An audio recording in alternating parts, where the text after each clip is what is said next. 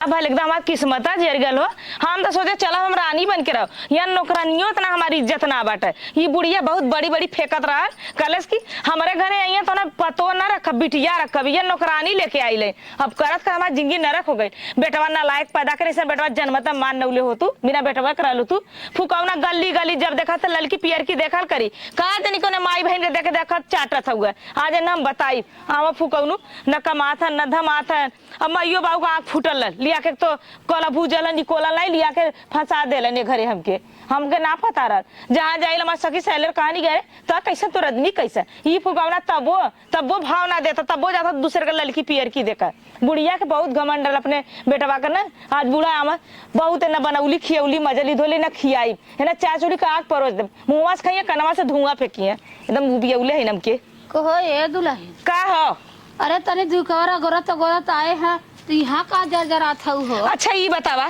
तो हमारी लौका थैला तो और के बात दे हम का जानी तोरा हाथ गोड़ ना तोरा हाथ गोड़ टूट गला कि जर गला तारा हाथ गोड़ जब देखा तब है कि बहुत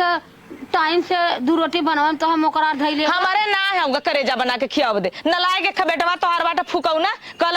न घूरे लायक न घाटे लायक न काम के न काज के दुश्मन अनाज के वही के निहाद भइल बाटे लपेट दे दे काहे नहीं न फुकाऊ ना कमाता न धमाता 10 रुपया जाता कमाता तो काजन के माई बहनी के भर के आवत हो बोला तो करे गाड़ी मरचा लगी ना तो ही के भरत हो पूछा कर रुपया मत देता ना मैं टिकुली देता ना मैं काजर देता ना मैं सेनूर देता ना मैं बिंदी देता अरे कोनो चीज हर चीज बिना अपने जीभी पे आग धैले थैले कुछ खाऊ के मर रहा था तार बेटवा ना देता फुकाऊ ना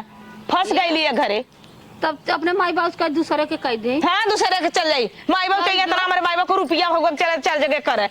हमेशा जब देखा तब अड़सैले बोलत रही केतना दुल्हन करब का दुल्हन करब लेकिन नुनूरी जवान हो वह ठीक है हमरा धसक पाऊ हम बना खाई लेबे बनावा खा अपने बेटवा के समझावा अगर ऐसा ही करिए तो हकीकत मेरे के मुँह पर ना कुकुरो ना मुती मेहरारू मुता के का अच्छा और का अगर अम्मा है का ना तोर अपने बापे से पूछे होते का करे है 10 पाव धोए हमरे बेटवा बाऊ का मन नमक डाल के चिखले रहना कि तार बेटा हुआ कैसा ना अरे तब तक कलू अरे हमारे केथो का कमी ना बाटे हकीकत कमी ना बा लेकिन ना तोरे बेटुआ में कमी बा तो ओके में तो नमक ना के चिखले रहल ये लगे सुतत बैठत नहीं का सुतता बैठा कुल ना होला अम्मा ये बताओ हमहू के शौक होला ना कि हम रोज में 10 रुपया कमा हाँ सुतता बैठा कुछ चीज सुता एक बैठा के बाटे तो और कुछ ना बाटे जैसे जना तो लगे जे रही 5 किलो घी खाई तो तोरे मुँहे लागी। हाँ तो का करबू हमार नसीब जर गल ना फंसा देलू ना ये घरे एक गुआ फुको ना का बताई एक बेईमानवा मलिया के घरे फंसा देले कुकुरा है ना बताई बात फुको ना आ जाई ना अगर तो अपने लड़का के फेतुआ में बोलू तो हमसे बुरा कोई ना मिले। अच्छा ये दुल्हन सोच ले देबू खाना कि न देबू साफ बताई दे। ए अम्मा घरे में ना साग और ना सब्जी है तो बनाई कवन चीज का बना के देगी सब खाई ठीक है हम जाते अपन भात नाई के चटनी खाई ले। हाँ तू चटनी भात खा ले तो हमका पुगास करब कि पूरा बच्चों का हवा पिया तू रहे तो तू दुल्हन जिन बनावा तू बना लेबू तो कोमिल हो जाबू तब। हाँ तू ना कोमिल होबू ना अरे बेटवा के डाटा के जगी बेटवा का मन बढ़ाओ तो धन के बना ठीक है मन के बना ना ठीक है इतना मत मन बढ़ावा नहीं रोबू बुढ़ैया में ना कंडा लेके आस पचबू न घर का न घाट का होबू इतना सोच ले एक बेटवा हाँ चटना है पता न कहाँ आवाज बेईमानू आज बेईमानू के बताई बात चोरऊ के आज हम हमारे सामने हमारे बेटवा काहे ना पकड़ मत दू ना तो बहुत बुरा ना लायक बेटवा पैदा कैलोशन जब बेटा जन्मता मानना तू झगड़ा कैले आई रे ये बतावा कैले आई भाई झगड़ा माई झगड़ा ना करी आ गईला घूम के हां आई गए आ गईला नैन मटका मार के हां नैन मटका का मार के आई गए का मिलन के रखले है या का मेरा भाई तार कोटा ना पूरा होता तोर मुंह है कि जवान है कि का हाव रे है तो का जकर ऊपर पड़ी ना